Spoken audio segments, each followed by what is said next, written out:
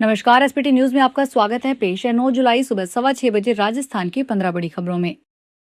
Delhi Mumbai expressway की गुणवत्ता, सुरक्षा और रखरखाव को लेकर पिछले कुछ समय से उठ रहे सवालों के बीच केंद्रीय सड़क परिवहन और राजमार्ग मंत्री नितिन गडकरी बुधवार को सड़क मार्ग से दिल्ली से कोटा पहुंचे।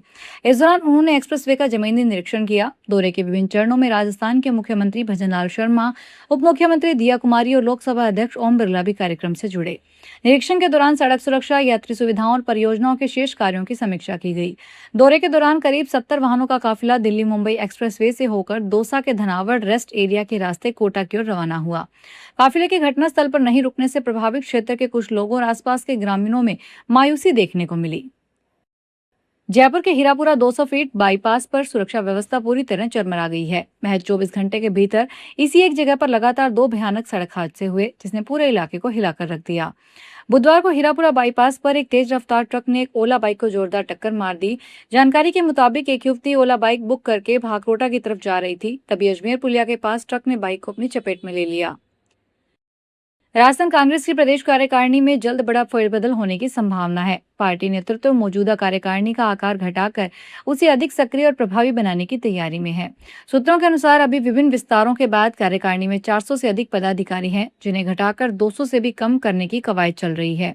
बताया जा रहा है कि हाल ही प्रदेशाध्यक्ष गोविंद सिंह डोटासरा इस संबंध में दिल्ली में संगठन महासचिव केसी वेणुगोपाल और प्रदेश प्रभारी सुखजिंदर सिंह रंधावा से चर्चा कर चुके हैं।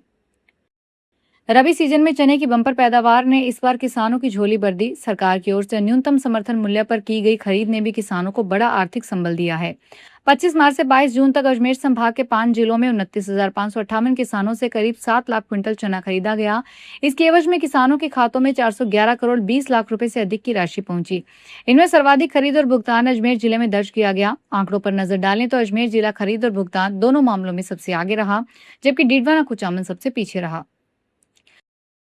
प्रतिबंधित आतंकी संगठन आईएसआईएस के हैंडलर जिशान के जोधपुर स्थित घर पर नेशनल इन्वेस्टिगेशन एजेंसी ने बुधवार को छापेमारी की। करीब 2 घंटे की तलाशी के बाद टीम लौट आई। एनआईए ने जिशान की एक मोटरसाइकिल जब्त कर सदर बाजार पुलिस थाने में रखवाई है। जिशान को 4 माह पूर्व एटीएस जयपुर ने आतंकी गतिविधियों में शामिल होने के आरोपों में गिरफ्तार किया था। इसके बाद न्यायिक अभिरक्षा में चल रहे जिशान को एनआईए ने एक मामले में गिरफ्तार किया। राजस्थान के मुख्य सचिव वी श्रीनिवास ने हरियाला राजस्थान अभियान के तहत वृहद स्तर पर किए जा रहे पौधारोपण कार्यों को मिशन मोड में समय पर पूर्ण करने के निर्देश दिए हैं।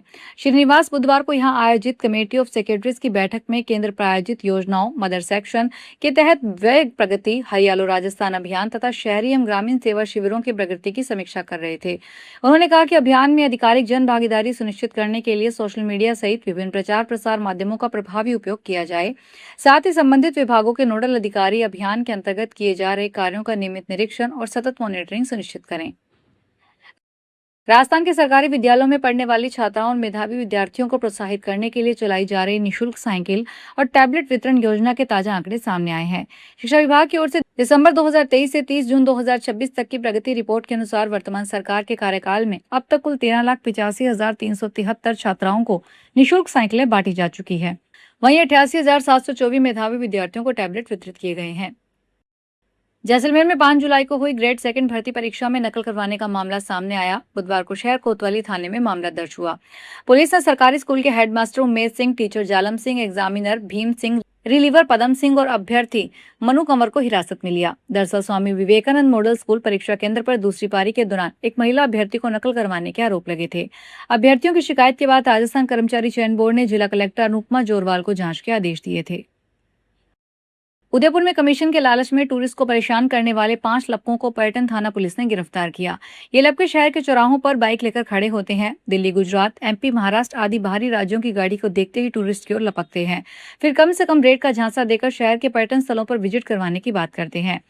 एएसआई नरेंद्र सिंह ने बताया, पूछताछ में पता लगा है कि लपकों ने शहर में हैंडीक्राफ्ट और राजस्थानी ड्रेसेस आदि की शॉप से 30% कमीशन फिक्स कर रखा है। साइट से विजिट करवाने की आड़ में ये अपनी चुनिंदा शॉप पर शॉपिंग करवाने का दबाव बनाते हैं। जोधपुर नगर निगम टीम बुधवार को जब एक फास्ट फूड कोर्ट को हटाने लगी तब एक बुजुर्ग जेसीबी के आगे खड़ा हो गया। वह रोने लगा और टीम के आगे हाथ जोड़ते हुए अधिकारियों के पैर पकड़ने लगा। वह गुहार लगाते हुए कहने लगा, मैंने इसे ले जाने के लिए क्रेन बुलाई है, मुझे इसे खुद घर ले जाने दो। यह घटनाक्रम करीब 20 मिनट तक चला। दरअसल नगर निगम की टीम बुधवार को शास्त्री सर्किल के चारों ओर बने फुटपाथ से अतिक्रमण हटाने गई थी। जब टीम बाबूदास का कैबिन हटाने लगी तो वह जेसीबी के आगे खड़ा हो गया और उसे जब्त करने का विरोध करने लगा। शुद्ध आहार मिलावट पर वार अभियान के तहत चिकित्सा एवं स्वास्थ्य विभाग का खाद्य पदार्थों की जांच का अभियान जारी है। इसके तहत खाद्य सुरक्षा दल ने बुधवार को बड़ी कार्रवाई की। यह कार्रवाई खाद्य सुरक्षा विभाग को मिली एक शिकायत के आधार पर की गई। पुलिस थाना सिटी की मौजूदगी में अरोड़ा ट्रांसपोर्ट पर जांच की गई। जांच के दौरान स्वास्तिक मूंगफली तेल के टीन पाए गए, जिन्हें न्यू पाली से स्वास्तिक फर्म द्वारा विजयनगर भेजा जा रहा था।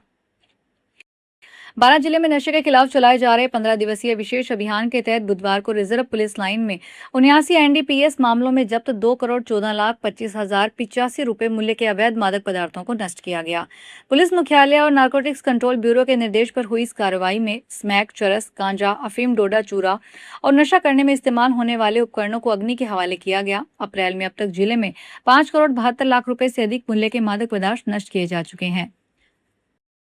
राजस्थान में क्वार्टर्स, फेल्सपार और माइका का खनन व्यवसाय गहरे संकट के दौर से गुजर रहा है। बढ़ते प्रशासनिक दबाव, अंतर्राष्ट्रीय भू राजनीतिक हालात और तकनीकी जटिलताओं के कारण लीज धारक अपनी खदानें बंद करवाने को मजबूर हैं। स्थिति यह है कि प्रदेश के कई जिलों में 400 से अधिक खदानों को निरस्त करवाने के लिए प्रस्ताव खान निदेशालय उदयपुर भेजे गए हैं, लेकिन लीज धारकों को राहत नहीं मिल पा रही। इसलिए भीलवाड़ा की 200 खदानें शामिल है। अमेरिका, इजरायल और ईरान के बीच चल रहे युद्ध के कारण वैश्विक आपूर्ति श्रृंखला प्रभावित हुई है। बौद्धिक एवं विकासात्मक दिव्यांग बच्चों को गुणवत्तापूर्ण और मानकीकृत शिक्षा उपलब्ध करवाने की दिशा में राजस्थान ने एक महत्वपूर्ण कदम बढ़ाया है। भारत सरकार के राष्ट्रीय बौद्धिक दिव्यांगजन सशक्तिकरण संस्थान की ओर से अनुमोदित दिशा पाठ्यक्रम प्रशिक्षण कार्यशाला की शुरुआत अपेक्स यूनिवर्सिटी जयपुर में हुई। 3 दिवसीय इस राज्य स्तरीय कार्यशाला में राजस्थान के 25 जिलों के 62 विशेष विद्यालयों से आए 110 विशेष शिक्षक भाग ले रहे हैं, जिन्हें बौद्धिक दिव्यांग बच्चों के आधुनिक शिक्षण और पुनर्वास की तकनीकों का प्रशिक्षण दिया जाएगा। शिक्षा मंत्रालय ने बुधवार को अखिल भारतीय उच्च शिक्षा सर्वेक्षण 2022-23 और 2023-24 की रिपोर्ट की जारी की। इसी अनुसार देश में उच्च शिक्षा के क्षेत्र में लगातार प्रगति दर्ज की गई है। शिक्षा मंत्रालय ने बुधवार को बताया कि पहली बार सकल नामांकन अनुपात 30% तक पहुंचाया गया, जबकि छात्राओं की भागीदारी लगातार 7वें वर्ष भी छात्रों से अधिक रही। ये आंकड़े राष्ट्रीय शिक्षा नीति के तहत उच्च शिक्षा के विस्तार और समावेशी विकास को दर्शाते हैं। तो ये थी राजस्थान की 15 बड़ी खबरें। अगर आपको हमारा बुलेटिन पसंद आया हो तो वीडियो को लाइक करें, अपने दोस्तों से शेयर करें और चैनल को सब्सक्राइब करना ना भूलें। फिर मिलेंगे नई खबरों के साथ। धन्यवाद।